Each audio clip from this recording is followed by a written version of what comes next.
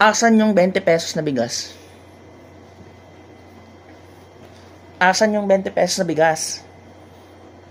Yan? Pagkain baboy yan eh. Ayaw yung kinakain nyo.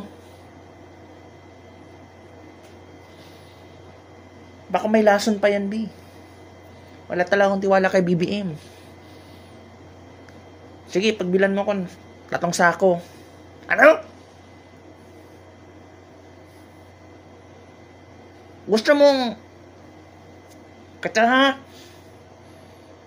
Ini-imagine kita, B. Ini-imagine talaga kita, B. Masusunod ako. Ako masusunod sa lahat. Ano yan? Ganon. Ganon si Sara Duterte, B. Gigil na gigil sa lahat ng bagay. O diba, welcome back to me. Pero bago natin pagpatuloy, meron akong may YouTube dyan, i-follow nyo na. Click nyo lang, follow nyo na. Kasi pare-pares lang din naman, kasi may mga contents kasi pong hindi pwedeng i-post dito. Diba, kasi medyo exaggerated na yung iba, gaya nun. Pero sa totoo lang, gano'n naman talaga yung inner core ni, Sara Duterte, the Birding Mary. I'm so excited.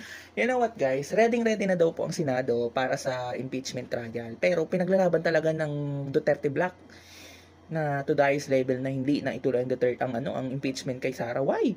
Because they know that Sara is hiding something. You know what I'm so excited about? Yung pag-unleash or pag-unfold ng mga bank accounts nila. Because once it's totally proven. Once it's proven, ganun.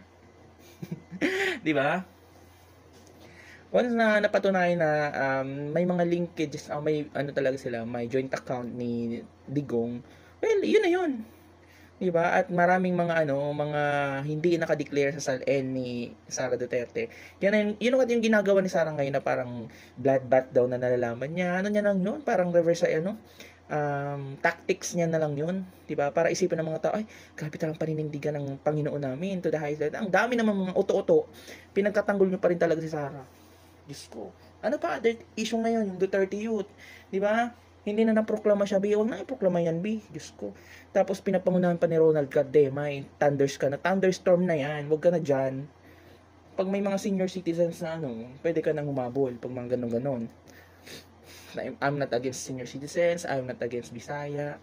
It's just, yun naman talaga yung mga mga sinasabi ng mga tao.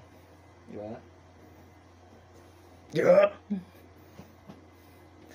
Nakakapiko na kasi yung Duterte na to, yung Sara Duterte, hindi matapos-tapos, B. Dapat talaga dito